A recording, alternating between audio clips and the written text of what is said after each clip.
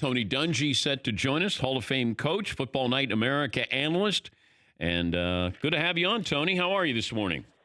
Hey, DP, I'm doing well. How are you guys there? We're doing great. We're still trying to figure out this Andrew Luck situation because I think everybody was surprised. But I'm curious, when do you think the owner and the coaching staff knew that Andrew Luck was going to do this?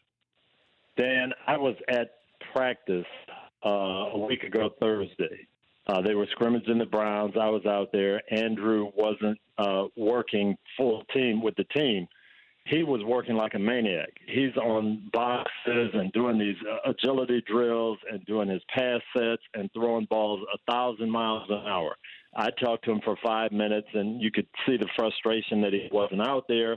But I left my 5 minutes thinking, maybe not week one, but week 2, week 3, he'll definitely be there. Peyton was there the same day. Peyton talked to him for about 30 minutes, and they're talking about, recovering from injuries and all the things Peyton went through, and he came away with the same thing, that this guy is so close to being there. So I don't think any of us saw that. Now Frank Reich told me that Andrew was going through some frustrations with his injuries. Why is this ankle not healing? But I don't think anybody really saw this coming until maybe this past week. We don't even know about the injury, Tony. I don't know the severity. Is there surgery? Why wasn't it responding? I mean, they're... Well, I think that's the frustration in his mind. What is going on with this? I've done all this work. It should be better. It should be perfect. It isn't. What is really going on? And I think that was really part of it, is that I'm not sure what's happening with my body right now. Let me put you in Frank Reich's position here. And Andrew Luck comes in and he says that he wants to retire. You have this player that, you're invested in a variety of ways, and you have a job here, and you got a Super Bowl quality team. But what would you say to Andrew Luck if he came in and said what he said to Frank Reich? Well, what I would say is, hey, let's make sure that this isn't a quick emotional reaction. I understand your frustration, Andrew. You've got these injuries, and you're thinking, am I ever going to be 100%? Maybe I'll be playing this season. Maybe I'll be playing the rest of my career at 90% or 85%. But you know what? That's still good enough to get us to the Super Bowl. Now, I want you to do that. If you don't think you can and you don't want to play at that level, or there is this pain management that you're dealing with, I understand that. We're going to support you. But give me 4 or 5 days to think about this, and let's see where it goes. And maybe that's what happened. Maybe that's what they did, because when I saw him, I'm telling you, he was working out like a crazy man. It just it feels reactionary, but then there's also part of this that, knowing Andrew Luck, I'm guessing that he's spent a lot of time before making this decision. I don't think it was. I promise you he did. Right? Yeah. Yes. This was something, and maybe it started with the shoulder injury, a couple of years ago, where he missed the whole season. I don't know, but yeah, this was not just I woke up yesterday and I decided I'm going to retire. No way. Tony Dungy, Football Night in America analyst, Hall of Famer, joining us, Continental Tire Coach's Corner. How different will the Colts offense be with Jacoby Brissett in there instead of Andrew Luck? They'll be different, but it could be just fine. And that, to me, is the beauty of Frank Reich being the coach. And this is it. Really, if it was going to happen, this was the best way for it to happen. Andrew took none of the work in the spring, none of the work in the summer, none of the work in training camp. So Jacoby Brissett has been in there. They have been working on Jacoby's offense the whole time, and it's different. And Frank understands that. When he went into games in Buffalo, it was different than when Jim Kelly was in there. So he's going to be able to put that together. He's going to be able to transmit that same confidence. And I can tell you this now, that team has confidence in Jacoby. They feel like they're going to be good. Frank feels like he's going to be good. Frank feels like, hey, I could have won 4 Super Bowls. I'm not Jim Kelly, but I could have been there and directed the team. They didn't need me, so we didn't have to do it. But if I had to do it, I would have been able to do it. And he feels the same way about Jacoby. This is a bigger deal because it's a quarterback in his prime, a number 1 pick overall, a guy who has made money, was going to make a whole lot more money, as opposed to, Gronk retires and nobody's going, we might go, he might come back. But it feels like people got angry at Andrew Luck. Can you? They did, and the suddenness of it, I think, and unexpected. I remember, Dan, though, and I think I told you about this. I'm coaching in Tampa and talking to Barry Sanders before a game. And I said, "You're just haunting me. I was in Minnesota. Now I can't get away from you. You get 200 yards every time we play you, And he told me, he said, one of these days you're going to look up, and I'm not going to be there. And he gained 18 and 1,900 yards, and then just stepped away.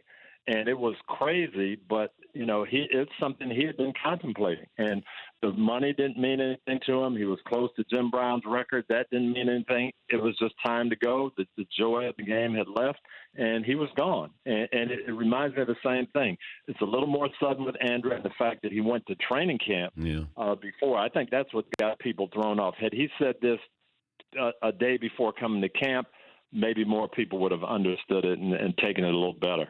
I'm curious your thoughts on the Rams, and the reason why I bring them up, losing a Super Bowl and then trying to come back the next year. We've seen those teams, and there's a long list of teams that didn't even make the playoffs the following year. What is it about the team that loses the Super Bowl trying to get back there the next year? It is so devastating to lose a playoff game, period. There's a lot of focus on that, and you second guess why. But the Super Bowl, there's so much focus and so much second guessing and so much emotion and energy you put into it, and you go longer than everyone else. So now, as a coach, you're trying to balance how do we get back and get back at the grind, but still balance. I got to give these guys some rest, and then now the social media and everything is just so difficult. What Buffalo did to go 4 times in a row and lose, that is so incredible. People can't even imagine that. But it's going to be difficult on the Rams. And then you've got the Todd Gurley situation. Is he going to be the Gurley that we've seen before? Is he going to be 80% of that? Who takes that role, and how much are they able to run? There's just a lot of things that go into it. And this first month of the season will be very, very interesting for the Rams. Yeah, and you start to look at some of these teams, like the Cowboys right now. You don't have Ezekiel Elliott. I still expect him to be there week 1. But when you don't have that player as a coach, like, Jason Garrett trying to get this team ready for, this season, how difficult is that right now when you don't have the player that you built your entire offense around? It's tricky, and the tricky part is, do you assume you're going to have him or not? You can say, hey, we're going to have Zeke, and so we're going to do everything the same way, and we're going to get ready knowing that he's going to be there. Well, if that's your approach and then he's not there, you're really stuck. Now, do you practice and prepare? We've got to do a little different because we're not going to have Elliott, and so this is going to be our focus now, and then you have to readjust when he comes back. That's why this is actually pretty good for the Colts. They haven't had to structure that and say, you know what, Andrew, we think he's going to be back, so we've got this offense in place, but until then, we're going to do this with Jacoby. Now they know exactly what they're doing. The Rams, I'm not sure. Do they know how much Todd is going to be able to give them in the running game and how much to build around him? I'm like you. I'm assuming Jason Garrett and the Cowboys say, you know what, some way, somehow we're going to get this money thing straightened out. We're going to have week 1. That's the way we're preparing. I've been saying this, and I may, turn out to look like a fool, but I think there'll be a market correction on Patrick Mahomes with Kansas City. Defenses find a way to go, okay, now we're going to adjust to you. But even if he throws like 40 touchdowns might be a disappointment to people. But so what do you see defenses doing with Mahomes this year that maybe they didn't do last year? Well, the one thing that I think people are overlooking, Kareem Hunt was such a factor in that offense. And, he was a great runner, the screen game, all of that. So now I think you're going in and saying, you know what, we've got to do whatever it takes to stop Patrick Mahomes. And maybe it's play 8 defensive backs and make them run the whole time. There's going to be a focus on this passing game. And who's going to step up in the run game if people – I could see Bill Belichick doing that. We're going to play 8 defensive backs and 3 linemen and just hope you run every play. And will you do it and will you run? And I think that's what Patrick's going to have to deal with. But I think this kid is special, Dan. I really do. I don't think he's going to drop off that much. Tony, good to talk to you. Tell the boys I said hello. Have fun on football night in America, and always appreciate your time. We'll do. We got to get up and see. You know, Justin wants to come up and see you sometime, so we'll make it happen. All right. Got an open invitation there. Thank you, Coach. For more Dan Patrick Show, tune into Audience Channel 239 on DirecTV. Stream for free on BR Live or download the Dan Patrick Show app.